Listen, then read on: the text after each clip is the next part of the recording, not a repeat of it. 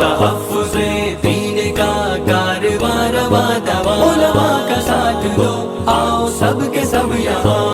اب یہ شادیوں میں اسراف کی وجہ سے کیسا حل ہوتا ہے، میرے پاس اس کا اندازہ اس بات سے لگایا جا سکتا ہے کہ میرے پاس 2 خط محفوظ رکھے ہوئے ہیں۔ ایک حیدرآباد کی ایک بچی کا خط ہے، ایک گیا کی ایک بیٹی کا خط ہے، جو میں نے ارمغان میں بھی چھپوایا تھا۔ بڑا تڑپ تھا جب بھی میں نے ان خطوں کو پڑھا، بلک بلک کے رونے کو دل چاہا۔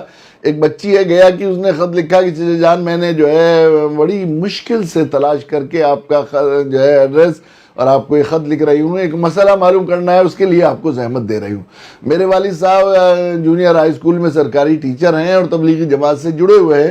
ہم 4 بہنیں، چاروں قبول صورت ہیں اور الحمدللہ چاروں گریجویٹ اور پوسٹ گریجویٹ ہو گئی ہیں۔ میری والدہ بیمار رہتی ہیں، والد صاحب کی تنخواہ میں ہم بچوں کا گھر کے اخراجات اور والدہ کی علاج ہی کا بڑی مشکل سے ہو پاتا ہے۔ تو اب شادیوں کے لیے جو مطالبات ہو رہے ہیں، میرے والد اس کے پورا کرنے پر قادر نہیں ہیں۔ اس کی وجہ سے چچا جان ہم اپنے والدین کے اوپر عذاب بن گئے۔ میں نے کب سے اپنے ماں باپ کو ہنستے ہوئے نہیں دیکھا، اور رات تہجد کی نماز کے بعد دعا میں والد کی سسکیوں سے میری آنکھ کھل گئی۔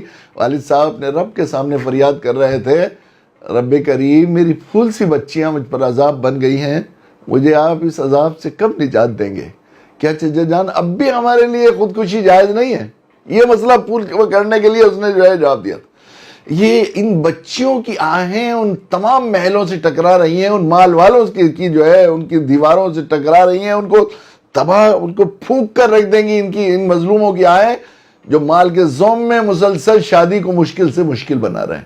اس لیے اس کی بڑی ضرورت ہے کہ ہم لوگ عملی مثالیں، تقریریں کرنے سے، وعظ کرنے سے اور اس سے مسئلہ حل ہونے والا نہیں۔ سب سے بڑی چیز ہے کہ ہم لوگ عملی طور پر لوگ کھڑے ہوں اور ایسی مثالیں قائم کی جائیں کہ ہم لوگ سادگی کے ساتھ شادی، سنت کے مطابق شادی کی جائے۔